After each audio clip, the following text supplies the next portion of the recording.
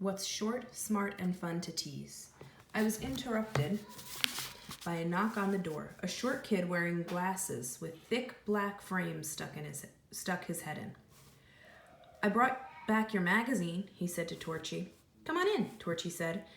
The kid walked in and handed a car magazine to Torchy. He turned to me and said, Hi. That's Dennis Wu, Torchy said, but everyone calls him Cheater. Cheater glared at Torchy. Not everyone, and it's a lie. I never cheat. I don't have to. He turned back towards me. Let me ask you this. Do I look like someone who needs to cheat on tests? He stood very still as if that would help me see what a wise and honest person he was. No, you look awfully smart, I told him. Heck, you look so smart I'd probably try to copy off your tests. Maybe I can sit next to you in class. He grinned. Hey, thanks, you're okay. I shrugged. Apparently, the subtle art of sarcasm was wasted on him. I glanced over at Torchy, trying not to grin, but I couldn't help rolling my eyes towards the ceiling. Wait, I get it, Cheater said. You're playing with me, aren't you? You think I didn't know what you meant. Oh, relax, I was just kidding. I didn't feel like making any more enemies, even little ones with thick glasses. I held out my hand. No hard feelings? Cheater looked at me for a moment as if trying to decide whether I was going to play some kind of a joke on him. Then he reached out to shake hands. As he did, I suddenly wondered whether he was going to flip me through the air. I guess my expression changed enough that he could figure out what was on my mind. Relax, he said. You look like you think I'm going to kung fu you or something. Talk about stereotypes. Just because I'm Chinese, you think I'm some kind of karate kid. Let me tell you, I don't know any of that stuff. I wish I did. We shook hands. I really was just kidding, I told him. Hey, I'm used to it, Cheater said. My ancestors have been kicked around for centuries, but you know what? I don't think people hate us because we look different. I think they hate us because we're smart. I have a cousin who gets beaten up at least once a week because he always gets 100 on his tests. You see? That's why people hate us. Wow. I didn't want to get any deeper into that discussion. If someone hated you, did it really matter why? I didn't know. Maybe it mattered. At least there didn't seem to be any prejudice about who went to Edgeview. From what I'd seen, the place was about as mixed as any school I'd ever been to. Trouble was colorblind. I really do know lots of stuff, Cheater said. Ask me anything. Did you know that karate started out in China? Then it went to Okinawa in the 1600s. Didn't get to Japan until 1910.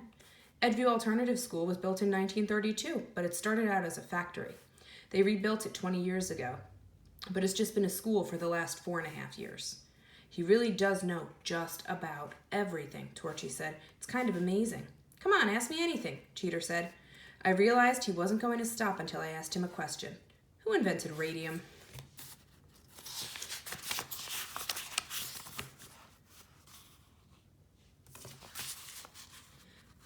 Marie Curie with her husband Pierre in 1898, for which they won the Nobel Prize in 1903. He stared at me as if I just asked him to spell cat. Come on, Torchy. Oh, I'm sorry. Come on, Torchy could have answered that one.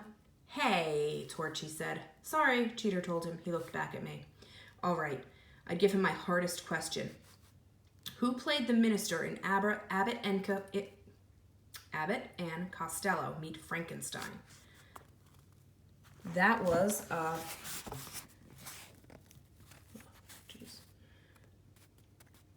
that was a real stumper. Most people would guess Boris Karloff, and they'd be wrong. Cheater didn't even blink. Glenn Strange, he said, giving the correct answer. Wow, I guess you really might know everything. Except how to stay out of trouble. A bell rang in the hall. Dinner time, Torchy announced, getting to his feet like someone who had just been invited to take a stroll to the electric chair. I'll grab some seats, Cheater said, dashing out the door. Are they short on seats? I asked Torchy. He shook his head. No, Cheater just likes to be first in line. Then he leaned over to whisper even though we were alone. He doesn't really need glasses, but he kept bugging his folks for him. Don't tell him I told you, okay? Sure. I followed Torchy out the door. How's the food? I asked as we walked towards the stairs. I noticed that no one seemed to be in a rush. I scanned the halls for Bloodbath and spotted him safely ahead of us. On a good day it stinks, Torchy said, but you'll get used to it. We joined the herd shuffling towards the cafeteria on the first floor. Even from far off, the smells reached me as I got the feeling Torchy wasn't kidding about the food. I grabbed a tray and went through the line with Torchy, letting a bored-looking woman with a net over her hair and clear plastic gloves on her hands give me a plate loaded with various piles of glop. I wondered if the gloves were for her protection, or for our protection, or for hers. We wove our way through between the round tables that didn't seem to have been dropped at random on the cracked linoleum floor, heading towards Cheater, who stood there signaling his success in getting some seats by waving one arm. As I followed Torchy to our spot near the far wall, I plunked down on a plastic wobbly chair, and I could see that the kids were split up into different groups, with anywhere from 4 to 8 kids at a table. I guess there were about 200 kids altogether. Bloodbath was hanging out with a bunch of tough guys. Bloodbath was hanging out with a bunch of tough guys at a couple of tables in one corner. Everything about them, clothes, hair, attitude, said, "Don't mess with us." The tables nearest them were empty. I guess nobody wanted to get too close to the sharks. On a hunch, I looked at the table farthest from Bloodbath. Yep, the smallest, most scared kids were all clustered there, like a bunch of little bait fish. Hold on one second, guys.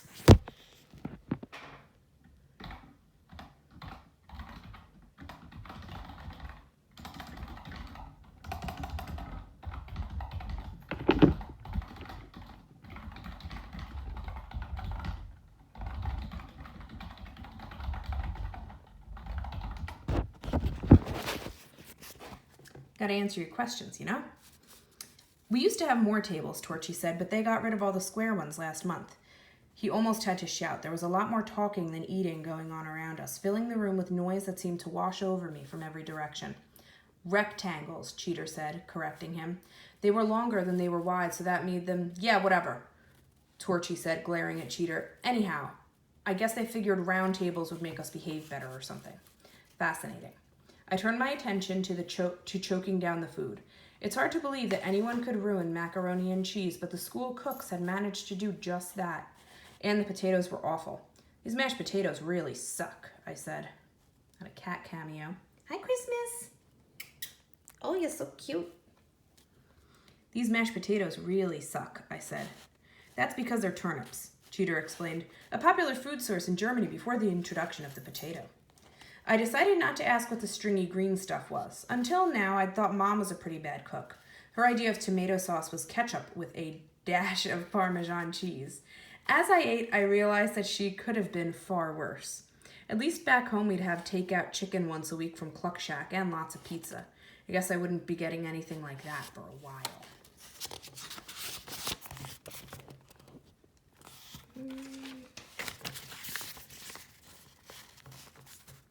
Between bites, I checked out my companions. Besides Torchy and Cheater, there was one other kid at our table. He looked pretty tough. Big shoulders, dark hair, eyebrows that seemed to grow together to form one furry strip across his forehead, and the beginnings of a stubbly beard threatening to burst through his skin. A year or two from now, I bet he'd be shaving twice a day. They called him Lucky. I almost laughed when I heard that. I didn't see how anyone who deserved that nickname could be stuck in a place like Edgeview. Unlucky was more like it, or maybe unfriendly. He didn't seem too happy to see me. Not that I cared. By the time I'd choked down half the macaroni, I had the whole place figured out, except for one person. Okay, here we have a letter. It's from Philip, and we know that Philip is Torchy. All right, so he writes, "Dear Mom and Dad, I've got a new roommate. He's cool. We get along great. I've been showing him around. He seemed kind of scared at first, but I guess that's normal. He looks kind of like Cousin Walter. You know, brown hair and blue eyes. But his nose is smaller. Well, I guess everyone's nose is smaller than Walter's, and he has both ears. Oh yeah, his name's Martin.